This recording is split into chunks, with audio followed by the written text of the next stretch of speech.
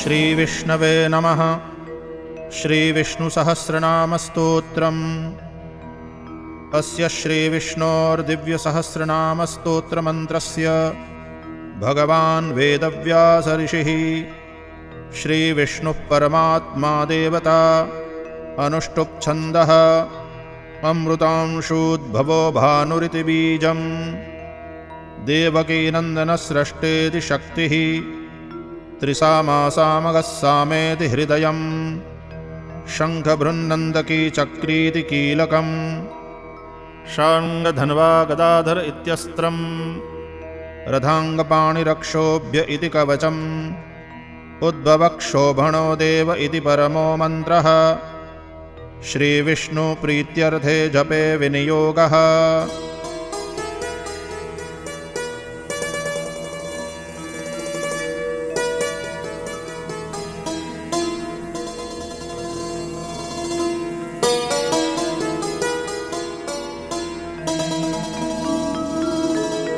ध्यानम्। शान्ताकारं भुजगशयनं पद्मनाभं सुरेशं विश्वाधारं गगनसदृशं मेघवर्णं शुभांगं लक्ष्मीकान्तं कमलनयनं योगिभिर्ध्यानगम्यं वन्दे विष्णुं भवभयहरं सर्वलोकैकनाथम्। सशङ्खचक्रं सकिरीटकुण्डलं सपीतवस्त्रं सरसीरुहेक्षणं सहारवक्षस्थलकौस्तुभश्रियं नमामि विष्णुं शिरसा चतुर्भुजम्।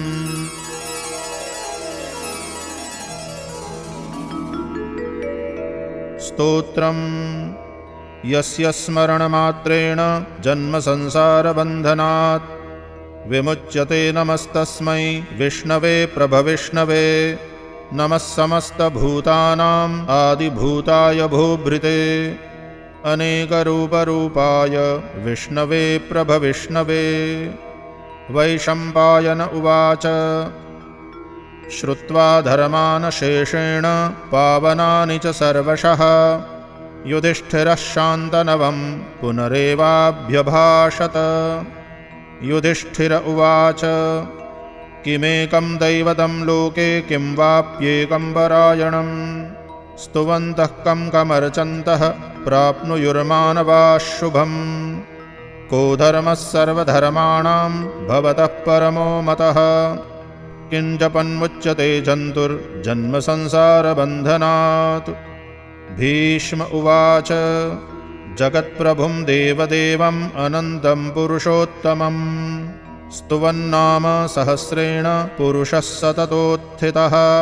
तमेव चार्चयन्नित्यं भक्त्या पुरुषमव्ययम्। ध्यायन् स्तुवन्नमस्यांश्च यजमानस्तमेव च अनादिनिधनं विष्णुं सर्वलोकमहेश्वरम्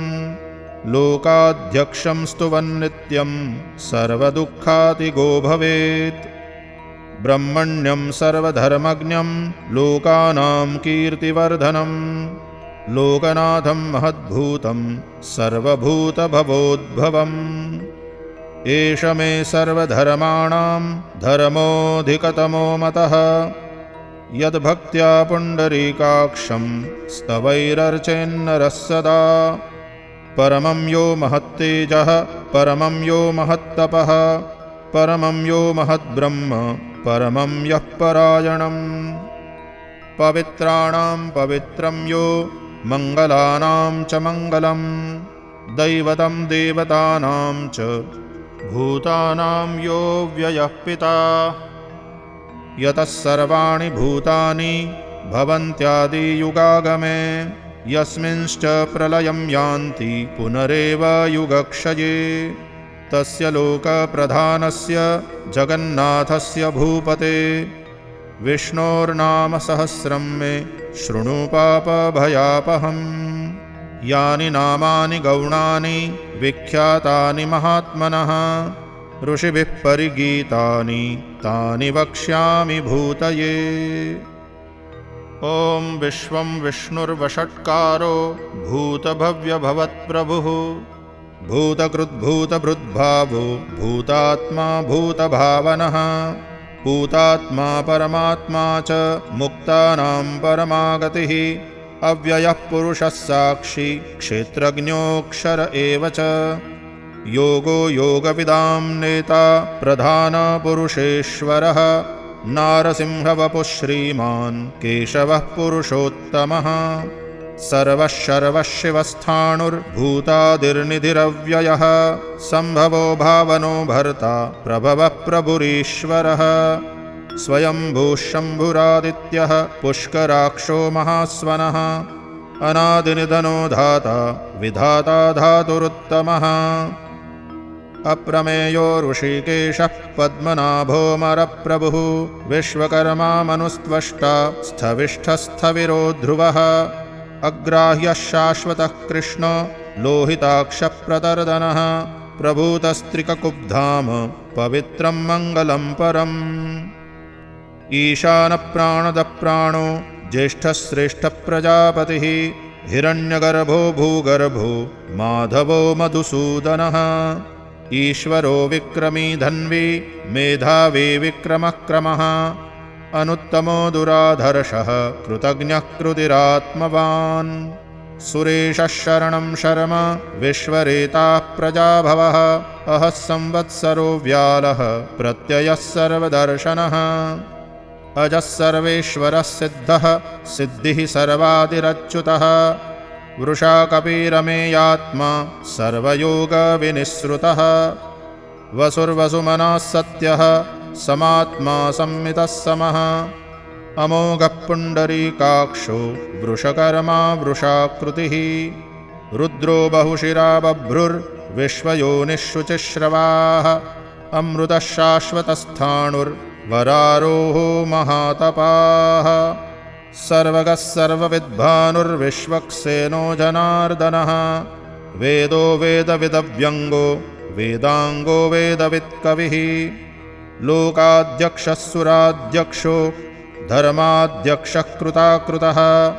चतुरात्मा चतुर्व्यूहः चतुर्दंष्ट्रश्चतुर्भुजः भ्राजिष्णुर्भोजनं भोक्ता सहिष्णुर्जगदादिजः अनघो विजयो जेता विश्वयोनिः पुनर्वसुः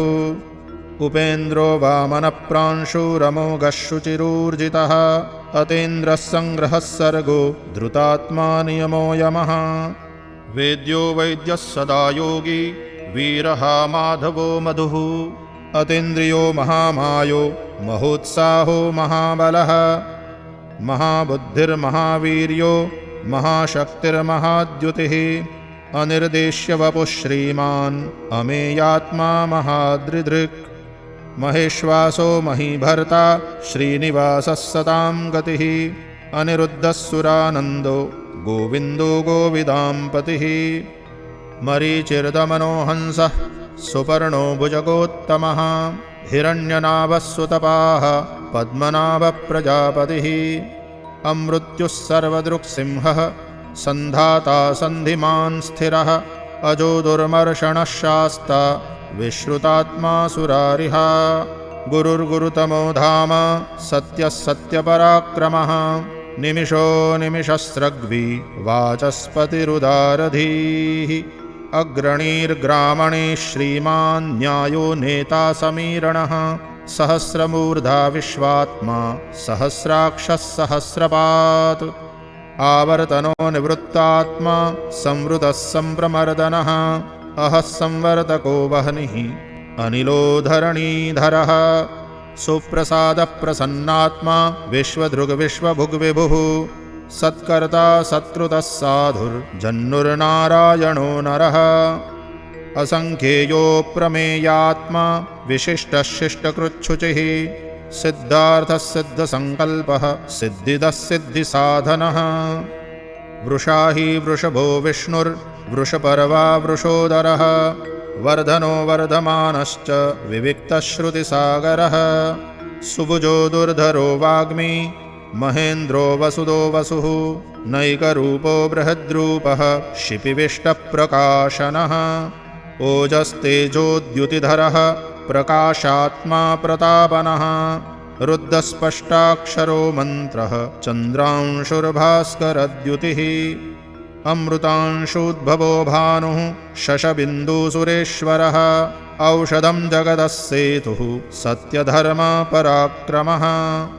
भूतभव्यभवन्नाथः पवनः पावनो नलः कामः कामकृत्कान्तः कामः कामप्रदः प्रभुः युगादिकृद्युगावरतो नैकमायो महाशनः अदृश्यो व्यक्तरूपश्च सहस्रजिदनन्दजित् इष्टो विशिष्टः शिष्टेष्टः शिखण्डी नहुषो वृषः क्रोधः क्रोधकृत्कर्ता विश्वबाहुर्महीधरः अच्युतप्रथितः प्राणः प्राणदो वासवानुजः अपां निधिरधिष्ठानम् अप्रमत्तः प्रतिष्ठितः स्कन्दः स्कन्दधरो धुर्यो वरदो वायुवाहनः वासुदेवो बृहद्भानुः आदिदेवः पुरन्दरः अशोकस्तारणस्तारः शूरः शौरिर्जनेश्वरः अनुकूलः शतावर्तः पद्मी पद्मनिभीक्षणः पद्मनाभोरविन्दाक्षः पद्मगर्भः शरीरभृत् महर्धिर्रुद्धो वृद्धात्मा महाक्षो गरुडध्वजः अतुलः शरभो भीमः समयज्ञो हविर्हरिः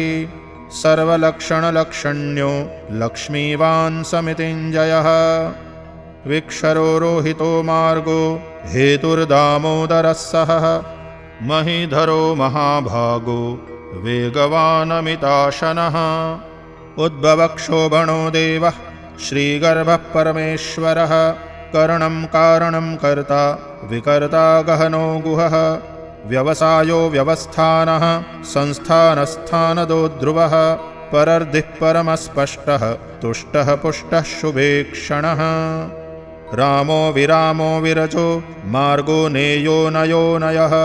वीरः शक्तिमतां श्रेष्ठो धर्मो धर्मविदुत्तमः वैकुण्ठः पुरुषः प्राणः प्राणदः प्रणवः पृथुः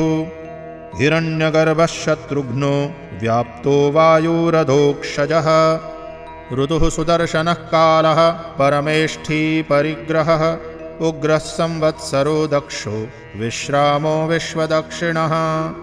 विस्तारस्थावरस्थाणुः प्रमाणं बीजमव्ययम् अर्धोऽनर्धो महाकोशो महाभोगो महाधनः अनिर्विण्णस्थविष्ठो भूर्धर्मयूपो महामखः नक्षत्रनेमिर्नक्षत्री क्षमः क्षामः समीहनः यज्ञ इज्यो महिज्यश्च क्रतुः सत्रं सतां गतिः सर्वदर्शी विमुक्तात्मा सर्वज्ञो ज्ञानमुत्तमम् सुव्रतः सुमुखः सूक्ष्मः सुघोषः सुखदः सुहृत् मनोहरो जितक्रोधो वीरबाहुर्विदारणः स्वापनस्ववशो व्यापी नैकात्मा नैककर्मकृत् वत्सरो वत्सलो वत्सी रत्नगर्भो धनेश्वरः धर्मगुप्धर्मकृद्धर्मी सदसत्क्षरमाक्षरम् अविज्ञाता सहस्रांशुर्विधाता कृतलक्षणः गभस्तिनेमिः सत्त्वस्थः सिंहो भूतमहेश्वरः आदिदेवो महादेवो देवेशो देवभृद्गुरुः उत्तरो गोपतिर्गोप्ता ज्ञानगम्यः पुरातनः शरीरभूतभृद्भोक्ता कपीन्द्रो भूरि दक्षिणः सोमपोऽमृतपः सोमः पुरुजित्पुरुसत्तमः विनयो जयः सत्यसन्धो दाशार्हः सात्वतां पतिः जीवो विनयिता साक्षी मुकुन्दोऽमितविक्रमः अम्भोनिधिरनन्तात्मा महोदतिशयोऽन्तकः अजो महार्हः स्वाभाव्यो जितामित्रप्रमोदनः आनन्दो नन्दनो नन्दः सत्यधर्मा त्रिविक्रमः महर्षिः कपिलाचार्यः कृतज्ञो मेदिनीपतिः त्रिपदस्त्रिदशाध्यक्षो महाशृङ्गः कृतान्तकृत् महावराहो गोविन्दः सुषेणः कनकाङ्गदी गुह्यो गभीरो गहनो गुप्तश्चक्रगदाधरः वेदास्वाङ्गोऽजितः कृष्णो दृढः सङ्कर्षणोच्युतः वरुणो वारुणो वृक्षः पुष्कराक्षो महामनाः। भगवान् भगहानन्दी वनमाली हलायुधः आदित्यो ज्योतिरादित्यः सहिष्णुर्गतिसत्तमः सुधन्वाखण्डपरशुर्दारुणो द्रविणप्रदः दिवि स्पृक्सर्वदृग्व्यासो वाचस्पतिरयो निजः त्रिसामासामगः साम निर्वाणं भेषजं विशक् संन्यासकृच्छमः शान्तो निष्ठाशान्तिः परायणम् शुभाङ्गः शान्तिदस्रष्टा कुमुदः कुवलेशयः गोहितो गोपतिर्गोप्ता वृषभाक्षो वृषप्रियः अनिवर्ती निवृत्तात्मा संक्षेप्ता क्षेमकृच्छिवः श्रीवत्सवक्षाः श्रीवासः श्रीपतिः श्रीमताम्बरः श्रीधः श्रीशः श्रीनिवासः श्रीनिधिः श्रीविभावनः श्रीधरः श्रीकरः श्रेयः श्रीमान् लोकत्रयाश्रयः स्वक्षः स्वङ्गः शतानन्दो नन्दिर्ज्योतिर्गणेश्वरः विजितात्मा विधेयात्मा सत्कीर्तिश्छिन्नसंशयः उदीर्णः सर्वतश्चक्षुः अनीशः शाश्वतस्थिरः भूषयो भूषणो भूतिर्विशोकः शोकनाशनः अर्चिष्मान् अर्जितः कुम्भो विशुद्धात्मा विशोधनः अनिरुद्धो प्रतिरथः प्रद्युम्नोमितविक्रमः कालनेमी निहावीरः शौरिः शूरजनेश्वरः त्रिलोकात्मा त्रिलोकेशः केशवः केशिहा हरिः कामदेवः कामपालः कामी कान्तकृतागमः अनिर्देश्य वपुर्विष्णुर्वीरोऽनन्तो धनञ्जयः ब्रह्मण्यो ब्रह्मकृद्ब्रह्मा ब्रह्म ब्रह्म विवर्धनः ब्रह्मविद्ब्राह्मणो ब्रह्मी ब्रह्मज्ञो ब्राह्मणप्रियः महाक्रमो महाकर्मा महातेजा महोरगः महाक्रतुर्महायज्वा महायज्ञो महाहविः स्तव्यः स्तवप्रियस्तोत्रं स्तुतिस्तोतारणप्रियः पूर्णः पूरयिता पुण्यः पुण्यकीर्तिरनामयः मनोजवस्तीर्थकरो वसुरेता वसुप्रदः वसुप्रदो वासुदेवो वसुर्वसुमनाहविः सद्गतिः सत्कृतिः सत्ता सद्भूतिः सत्परायणः शूरसेनो यदुश्रेष्ठः सन्निवासः सुयामुनः भूतावासो वासुदेवः सर्वासुनिलयो नलः दर्पः दर्पदो दृप्तो दुर्धरोधा पराजितः विश्वमूर्तिर्महामूर्तिर्दीप्तमूर्तिरमूर्तिमान् अनेकमूर्तिरव्यक्तः शतमूर्तिः शताननः एकोनैकः सवः कः किं यत्तत्पदमनुत्तमम् लोकबन्धुर्लोकनाथो माधवो भक्तवत्सलः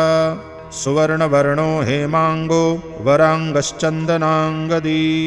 वीरः विषमशून्यो भृताशीरचलश्चलः अमानी मानदो मान्यो लोकस्वामी त्रिलोकदृक् सुमेधा मेधजो धन्यः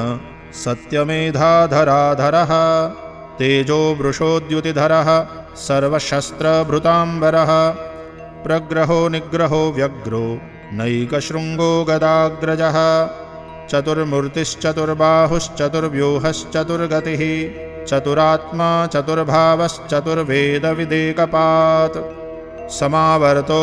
निवृत्तात्मा दुर्जयो दुरतिक्रमः दुर्लभो दुर्गमो दुर्गो दुरावासो दुरारिहा शुभाङ्गो लोकसारङ्गः सुतन्तुस्तन्तुवर्धनः इन्द्रकर्मा महाकर्मा कृतकर्मा कृतागमः उद्भवः सुन्दरः सुन्दो रत्ननाभः सुलोचनः अर्को वाचसनशृङ्गी जयन्तः सर्वविज्जयी सुवर्णबिन्दुरक्षोभ्यः सर्ववागीश्वरेश्वरः महाह्रदो महागर्तो महाभूतो महानिधिः कुमुदः कुन्दरः कुन्दः पर्जन्यः पावनोऽनिलः अमृताशोऽमृतवपुः सर्वज्ञः सर्वतोमुखः सुलभः सुव्रतः सिद्धः शत्रुजिच्छत्रुतापनः न्यग्रोधोदुम्बरोऽश्वत्थः चाणूरान्ध्रनिषूदनः सहस्रार्चिः सप्तजिह्वः सप्तैधाः सप्तवाहनः अमूर्तिरनघो चिन्त्यो भयकृद्भयनाशनः अणुर्बृहत्कृशस्थूलो गुणभृन्निर्गुणो महान् अद्रुतस्वद्रुतस्वास्यः प्राग्वंशो वंशवर्धनः भारभृत्कथितो योगी योगीशः सर्वकामदः आश्रमश्रमणक्षामः सुपर्णो वायुवाहनः धनुर्धरो धनुर्वेदो दण्डो दमयिता दमः अपराजितः सर्वसहो नियन्ता नियमो यमः सत्त्ववान् सात्विकः सत्यः सत्यधर्मपरायणः अभिप्रायः प्रियार्होर्हः प्रियकृत्प्रीतिवर्धनः विहाय स गतिर्ज्योतिः सुरुचिर्हुतभुग्विभुः रविर्विरोचनः सूर्यः सविता रविलोचनः अनन्तो हुतभुग्भोक्ता सुखदो नैकजोऽग्रजः अनिर्विण्णः सदा महर्षि लोकाधिष्ठानमद्भुतः सनात्सनातनतमः कपिलः कपिरप्ययः स्वस्तिदः स्वस्तिकृत्स्वस्ति स्वस्तिभुक् स्वस्ति दक्षिणः अरौद्रः कुण्डलीचक्री विक्रम्योर्जितशासनः शब्दातिगः शब्दसः शिशिरः शर्वरीकरः अक्रूरः पेशलो दक्षो दक्षिणक्षमिणाम्बरः विद्वत्तमो वीतभयः पुण्यश्रवणकीर्तनः उत्तारणो दुष्कृतिः पुण्यो दुःस्वप्ननाशनः वीरः रक्षणः सन्तो जीवनः पर्यवस्थितः अनन्दरूपोऽनन्तश्रीर्जितमन्युर्भयापहः चतुरस्रो गभीरात्मा विदिशो व्यादिशो दिशः अनादिर्भूर्भुवो लक्ष्मीः सुवीरो रुचिराङ्गदः जननो जनजन्मादिर्भीमो भीमपराक्रमः आधारनिलयो धाता पुष्पहासप्रजागरः ऊर्ध्वगः सत्पथाचारः प्राणदः प्रणवः पणः प्रमाणं प्राणनिलयः प्राणभृत्प्राणजीवनः तत्त्वं तत्त्वविदेकात्मा जन्ममृत्युजरातिगः भूर्भुवस्वस्तरुस्तारः सविता प्रपितामहः यज्ञो यज्ञपतिर्यज्वा यज्ञाङ्गो यज्ञवाहनः यज्ञभृद्यज्ञकृद्यज्ञी यज्ञभुग्यज्ञसाधनः यज्ञान्तकृद्यज्ञगुह्यम् अन्नमन्नाद एव च आत्मयोनिस्वयं जातो वैखानः सामगायनः देवकीनन्दनः स्रष्टा क्षितीशः पापनाशनः शङ्खबृन्दकी चक्री क्षाङ्गधन्वा गदाधरः रथाङ्गपाणिरक्षोभ्यः सर्वप्रहरणायुधः सर्वप्रहरणायुध ॐ नम इति।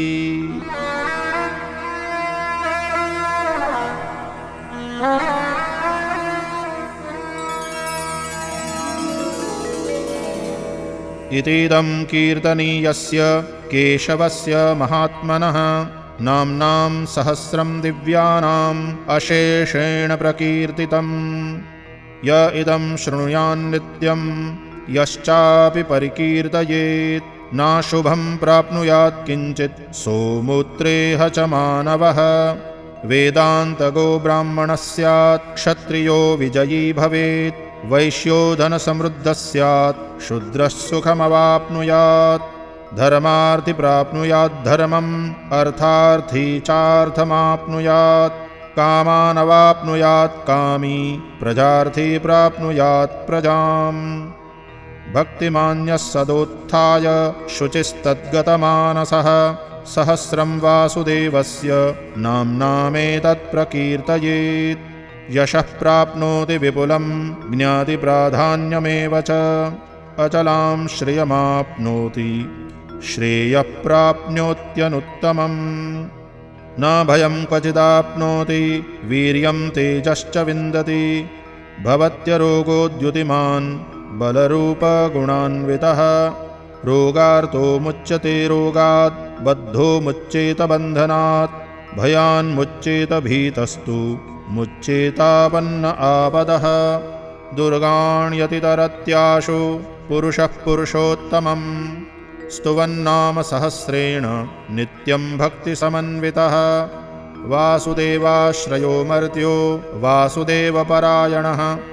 सर्वपापविशुद्धात्मा याति ब्रह्म सनातनम् न वासुदेवभक्तानाम् अशुभं विद्यते क्वचित् जन्म मृत्यु जरा व्याधि भयं नैवोपजायते इमं स्तवमधीयानः श्रद्धा भक्तिसमन्वितः युज्येतात्मसुखक्षान्ति श्रीधृतिस्मृतिकीर्तिभिः न क्रोधो न च मात्सर्यं न लोभो नाशुभा मतिः भवन्ति कृतपुण्यानां भक्तानां पुरुषोत्तमे द्यौः सचन्द्रार्कनक्षत्रा खं दिशो भूर्महोदधिः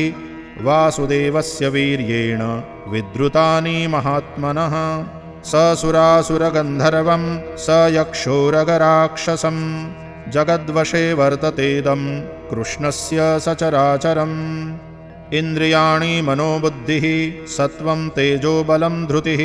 वासुदेवात्मकान्याहुः क्षेत्रं क्षेत्रज्ञ एव च सर्वागमानाम् आचारः प्रथमं परिकल्पते आचारप्रभवो धर्मो धर्मस्य प्रभुरच्युतः ऋषयः पितरो देवा महाभूतानि धातवः जङ्गमाजङ्गमं चेदं जगन्नारायणोद्भवम् योगो ज्ञानं तथा साङ्ख्यं विद्या शिल्पादिकर्म च वेदाः शास्त्राणि विज्ञानम् एतत्सर्वं जनार्दनात् एको विष्णुर्महद्भूतं पृथग्भूतान्यनेकशः त्रीन् लोकान् व्याप्य भूतात्मा भुङ्क्ते विश्वभुगव्ययः इमं स्तवं भगवतो विष्णोर्व्यासेन कीर्तितं पठेद्य इच्छेत् पुरुषः श्रेयः प्राप्तुं सुखानि च विश्वेश्वरमजं देवं जगतः प्रभवाप्ययं भजन्ति ये पुष्कराक्षं न ते यान्ति पराभवम् ॐ तत्सदिति श्रीमहाभारते शतसाहस्र्यां संहितायां वैयासिक्याम् आनुशासनिके पर्वणि भीष्मयुधिष्ठिरसंवादे